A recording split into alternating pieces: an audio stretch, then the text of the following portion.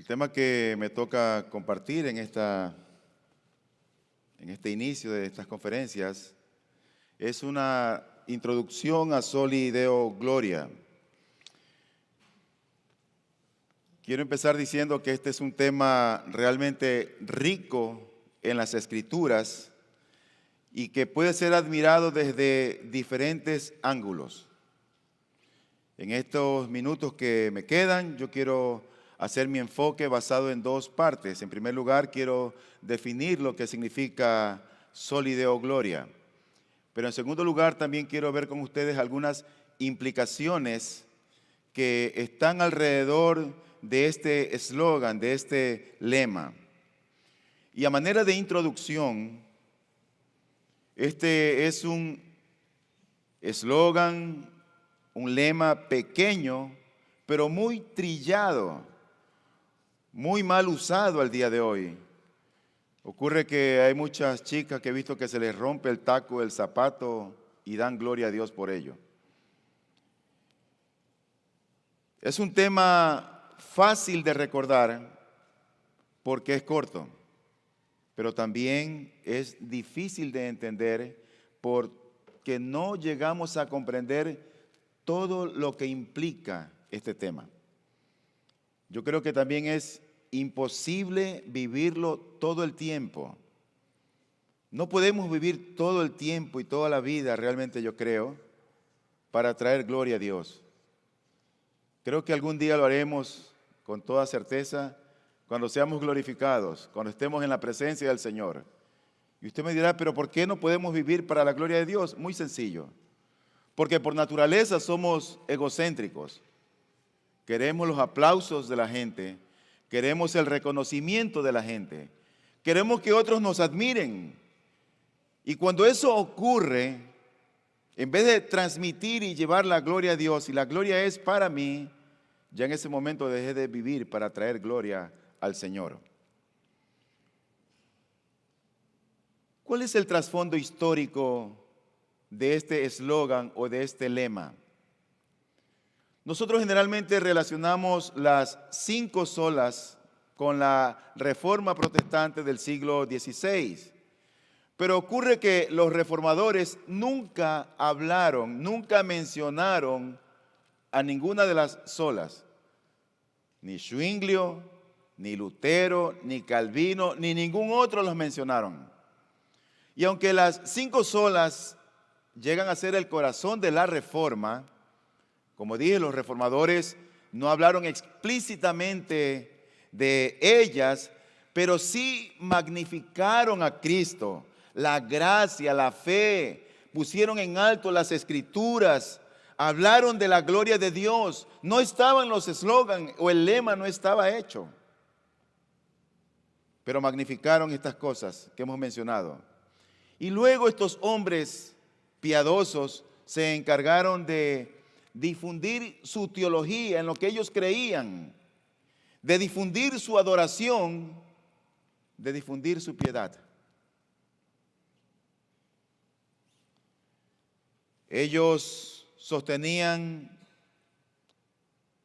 sobre solo Cristo, ellos decían que ningún otro redentor es el mediador de nuestra salvación. Sobre sola gracia, ellos decían que ninguna contribución humana obra en la salvación.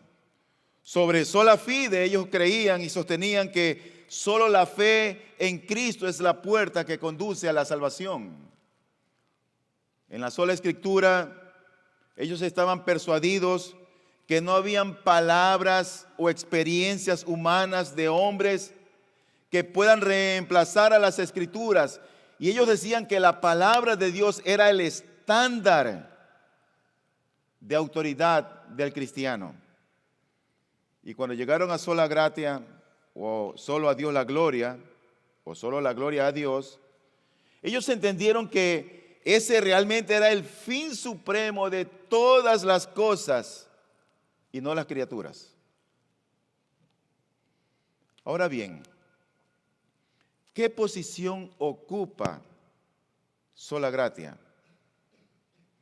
Bueno, Esta sola o este eslogan dentro de la teología reformada es el fundamento o la columna vertebral de las otras solas.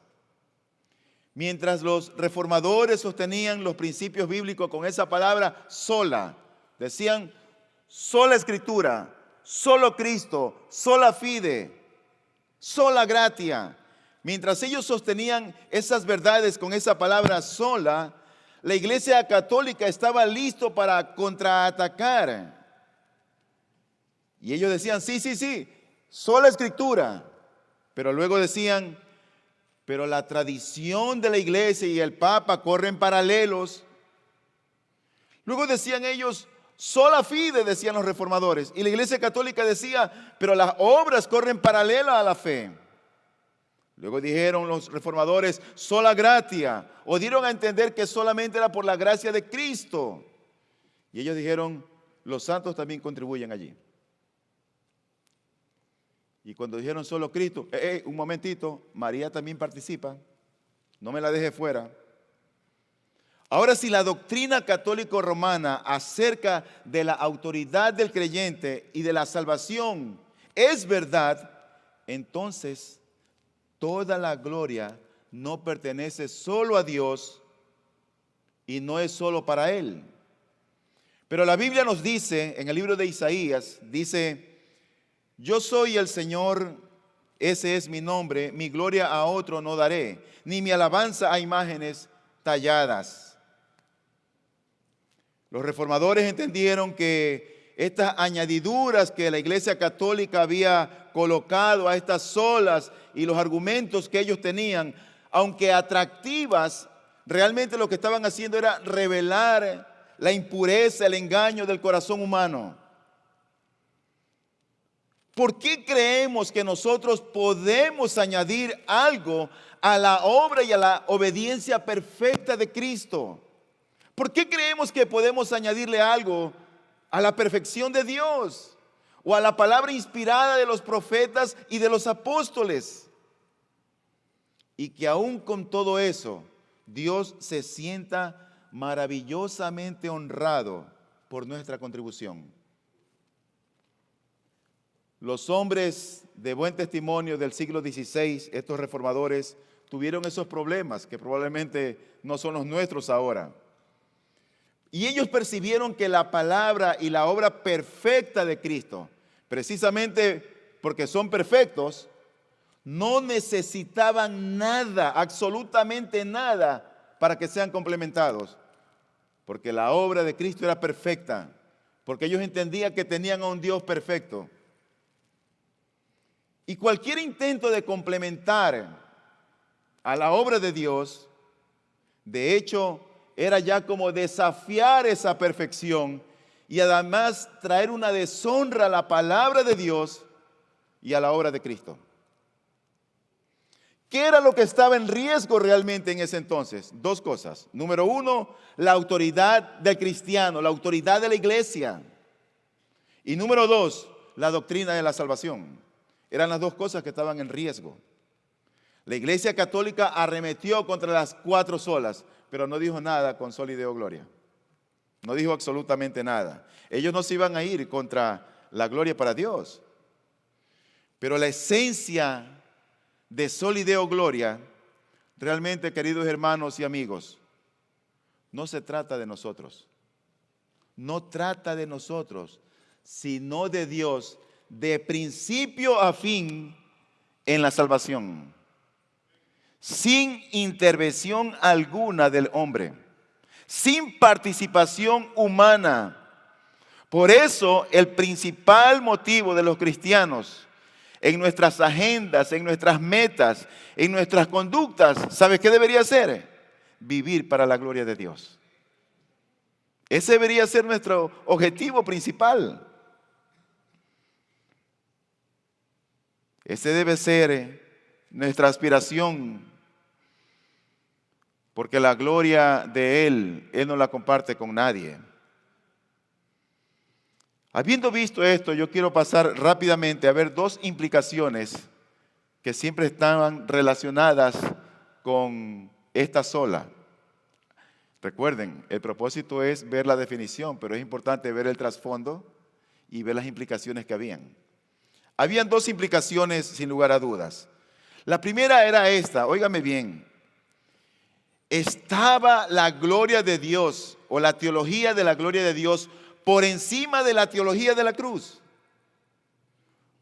Porque ellos hablaban de la gloria de Dios. Pero decían ellos, está la teología de la gloria de Dios por encima de la teología de la cruz. Y el otro punto era que había una controversia entre la gloria divina y la gloria humana.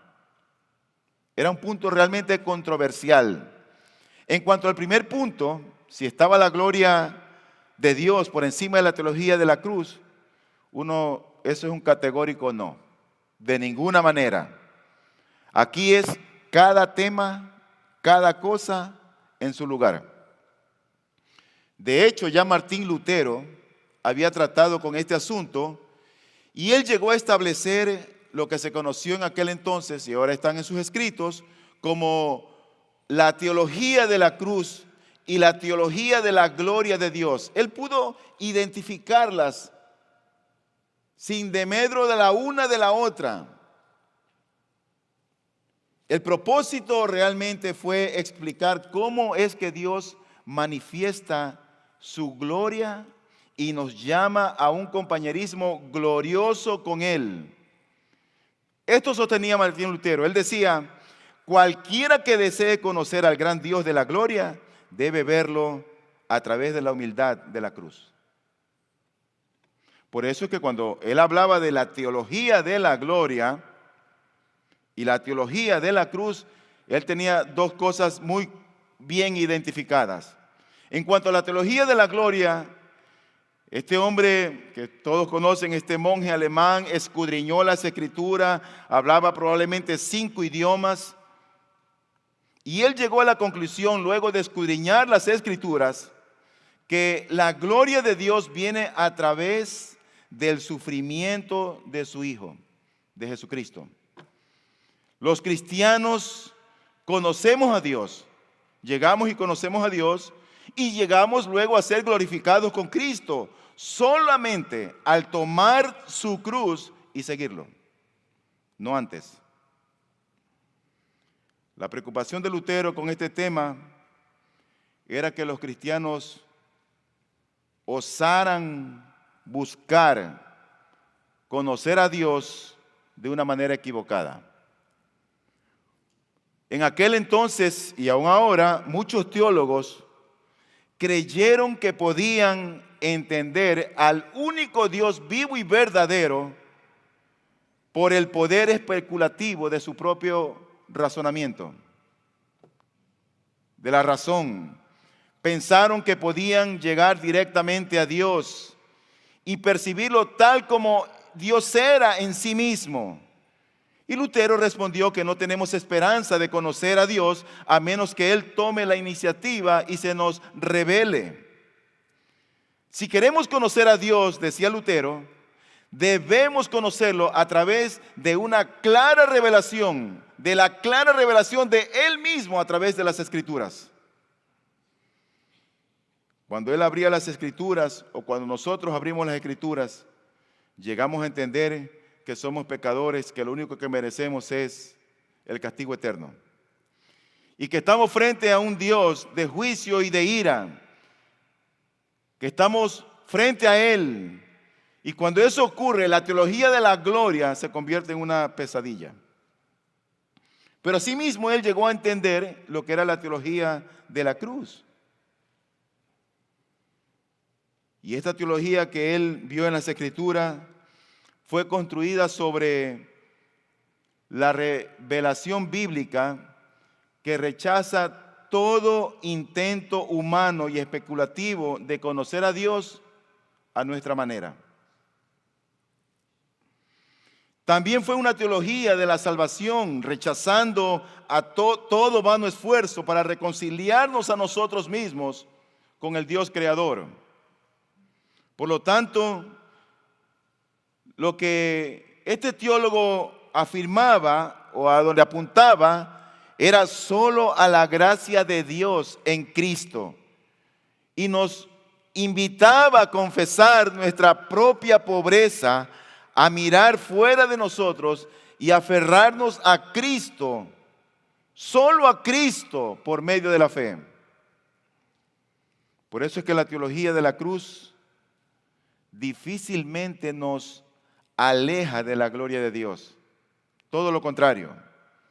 Dios se glorifica a sí mismo y podemos vivir para su gloria, pero solo a lo largo de un camino que la razón humana sin ayuda nunca podría haber descubierto y nunca se hubiera atrevido a imaginar.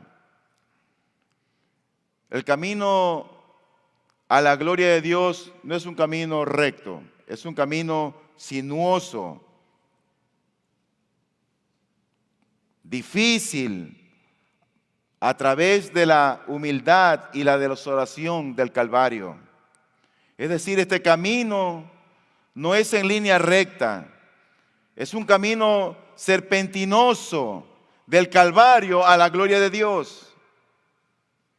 Por eso es que este reformador Lutero identificaba dos tipos de teólogos. Él decía, hay un teólogo de la cruz y un teólogo de la gloria. Y decía él, ¿y cuál es el teólogo de la cruz?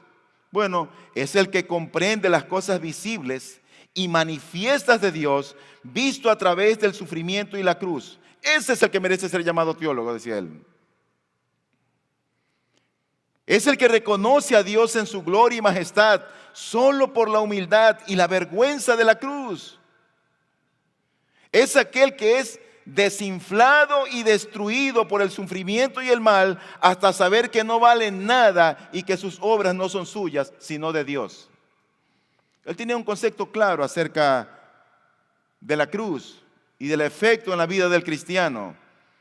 Y del teólogo de la gloria decía entonces, bueno, él decía lo siguiente, es el que no conoce a Cristo oculto en el sufrimiento.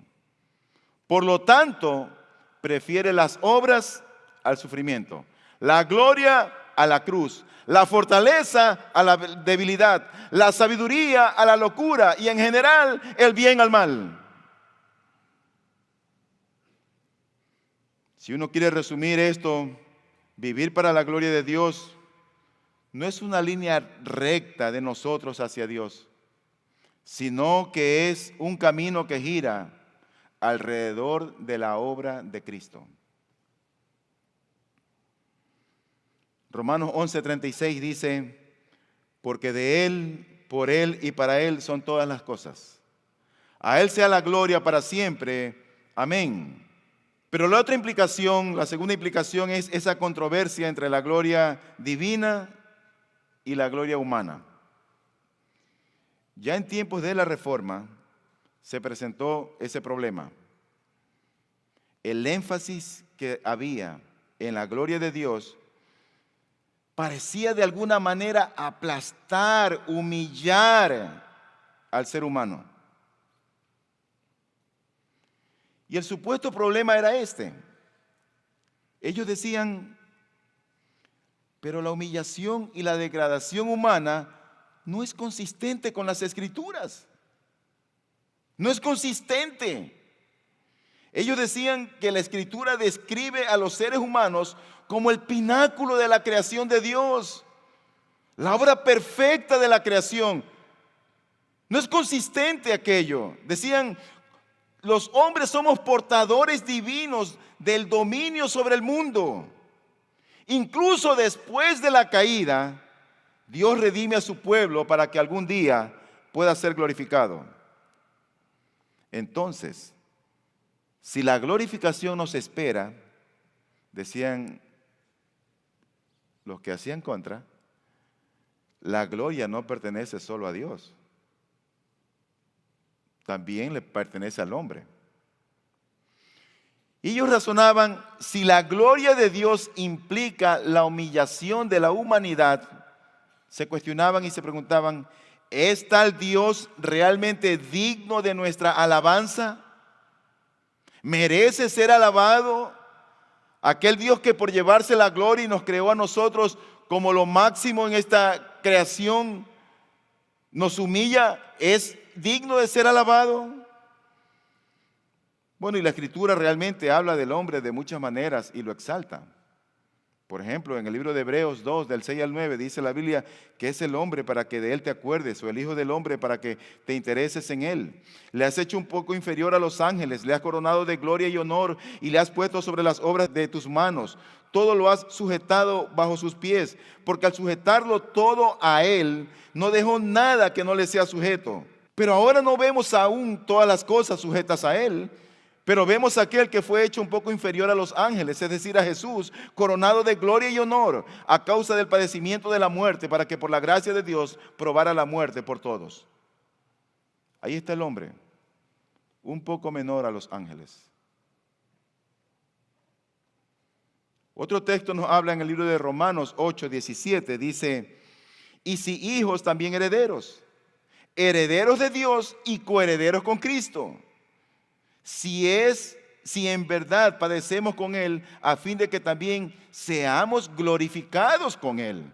Pues considero que los sufrimientos de este tiempo presente no son dignos de ser comparados con la gloria que nos ha de ser revelada. Él ha prometido que aquellos que creen en su Hijo, aunque sean pecadores culpables, si creen en el Señor, si creen en Él, compartirán la gloria de Cristo y tendrán la gloria que les ha sido revelada un día.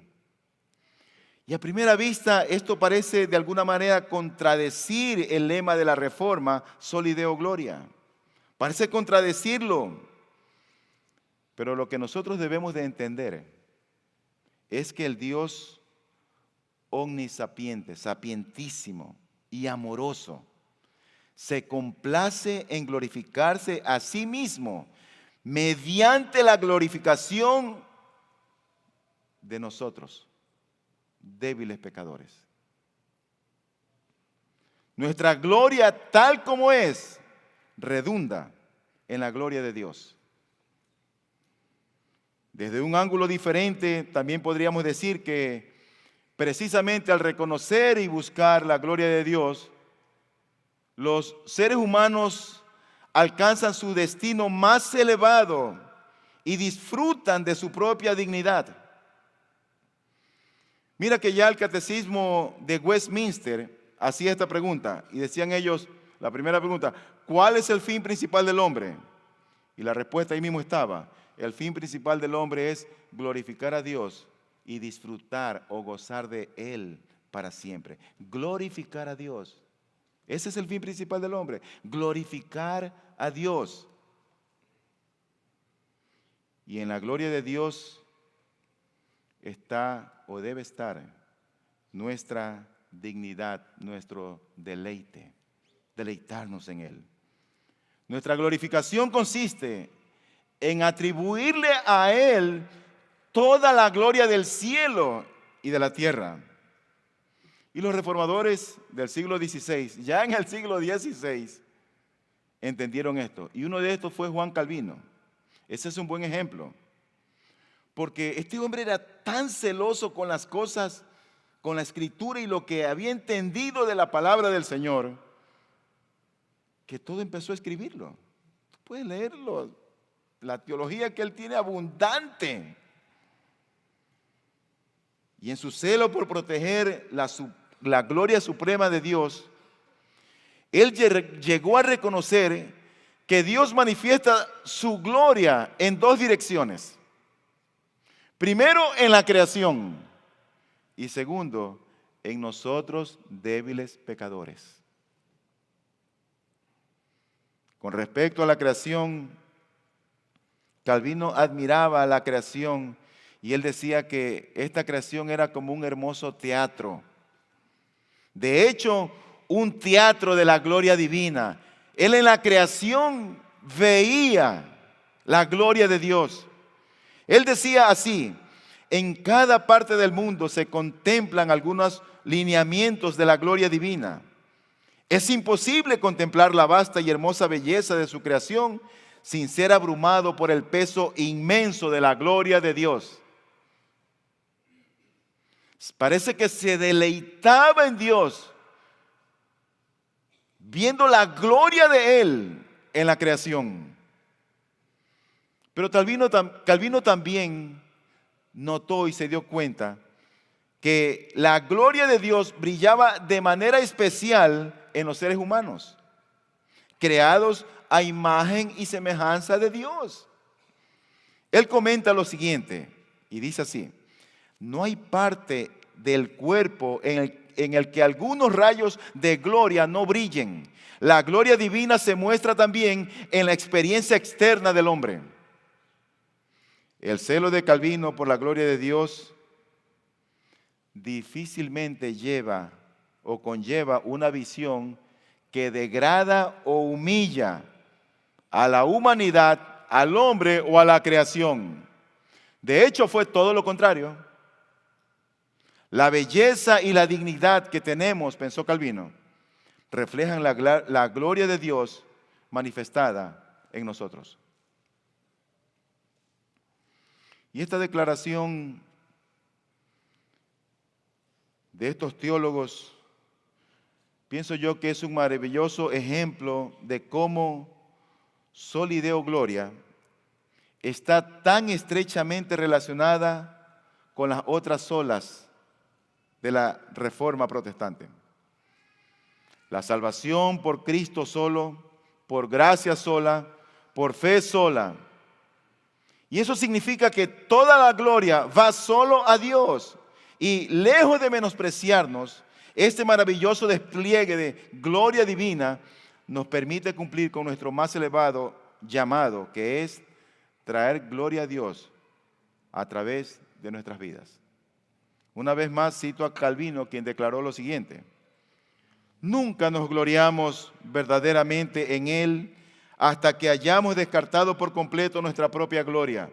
Los elegidos son justificados por el Señor para que puedan gloriarse en Él y en ninguno más. Hay un pasaje en las Escrituras, en Tito 2, 11 al 13, que dice lo siguiente. Dice: porque la gracia de Dios se ha manifestado trayendo salvación a todos los hombres, enseñándonos que, negando la impiedad y los deseos mundanos, vivamos en este mundo sobria, justa y piadosamente, aguardando la esperanza bienaventurada y la manifestación de la gloria de nuestro gran Dios y Salvador Cristo Jesús. Y Calvino interpreta este texto y él comenta sobre él y él dice: interpreto la gloria de Dios no solo como aquello por lo cual será glorioso en sí mismo, sino también por el cual Él mismo será reconocido por todas partes, como para hacer que todos sus elegidos participen de ella. Así que el mensaje bíblico de la Reforma Soli Deo Gloria también yo creo que apunta en otra dirección, lo mencionaré solamente rápidamente, y dirige nuestros ojos a la segunda venida de Cristo, cuando Dios revelará su gloria de la manera más brillante y su pueblo, salvado por gracia, será glorificado con su Señor. Mi siguiente punto tiene que ver con la gloria de Dios en la teología contemporánea. Mira, querido hermano y amigo, este tema de Soli Deo Gloria no nace de los reformadores, nace de la Escritura, viene de la Biblia. Es un tema abundante. Y ese es el motivo por el cual muchos escritores contemporáneos al día de hoy vuelven a revisar el tema, escriben libros, hacen comentarios acerca de la gloria de Dios. Y hay abundante material. Lo hacen desde diferentes ángulos, con diferentes objetivos, con una diferente visión. Y solamente quiero mencionar a dos teólogos contemporáneos nuestros. El uno es G.K. Bill, quien dice lo siguiente acerca de la gloria de Dios. Él dice: sostengo que el objetivo de la historia del Nuevo Testamento es la gloria de Dios, y que el principal trampolín hacia ese objetivo es el establecimiento de Cristo en una nueva creación escatológica y su expansión. Ve la gloria de Dios, incluyendo en un sentido escatológico. Lo ve revelada en el Nuevo Testamento. Pero hay otro comentarista, otro escritor contemporáneo, James Hamilton, y él dice acerca de la gloria de Dios lo siguiente: Es como una joya multifacética que refleja y refracta la luz de maneras siempre nuevas e inesperadas. Y añade él, la gloria de Dios es el peso de la majestuosa bondad de quien es Dios y el nombre o reputación resultante que obtiene de su revelación de sí mismo como creador, sustentador, juez y redentor, perfecto en justicia y misericordia, amoroso en bondad y verdad. Estos autores contemporáneos dan testimonio de la riqueza y vitalidad continua del tema de la reforma, de que la gloria pertenece solo a Dios. Ya llegando a mi parte final, ahora sí vamos a definir lo que es solideo gloria. Y quiero decirte lo siguiente, definir adecuadamente la gloria de Dios es casi imposible. Dirás, pero pastor, tanto para decirme que es imposible. Bueno, todavía no termino. ¿Y sabes por qué es imposible? Porque nadie la ha visto. Moisés no pudo verla. Pidió, pero no le fue concedido en parte.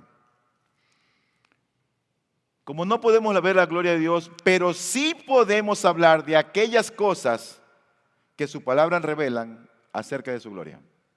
Sí podemos. Sí podemos expresar, entender, hablar de aquellas cosas que su palabra expresan acerca de esa gloria. En el griego, la palabra gloria es la palabra doxa. Y significa eso opinión, reputación, elogio. En el Nuevo Testamento implica dar una buena opinión o una opinión apropiada de alguien. En ese sentido, cuando glorificamos a Dios en nuestras vidas, nos comportamos de una manera que otros terminan hablando bien de Dios por lo que ven en nosotros.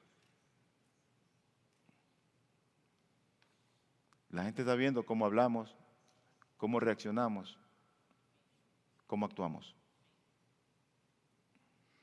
Primera de Pedro 2:9 dice, pero vosotros sois linaje escogido, real sacerdocio, nación santa, pueblo adquirido para posesión de Dios, a fin de que anunciéis, somos llamados a anunciar las virtudes de aquel que os llamó de las tinieblas a su luz admirable.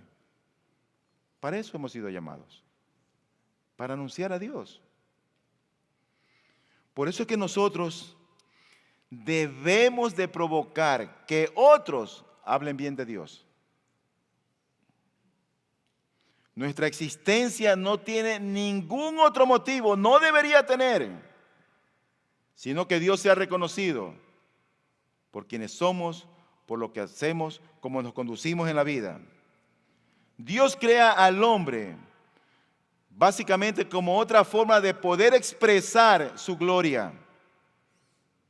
En esencia, la gloria de Dios puede resumirse como el conjunto de cualidades o atributos que Dios tiene en su ser interior. En otras palabras, por quién es Él. Nosotros conocemos a Dios por sus atributos, por quién es Él. Y externamente podemos decir que su gloria es el despliegue de esos atributos en su creación. De hecho, el doctor Sam Waldron en el día de mañana y pasado nos estará hablando acerca de estos atributos que reflejan la gloria de Dios.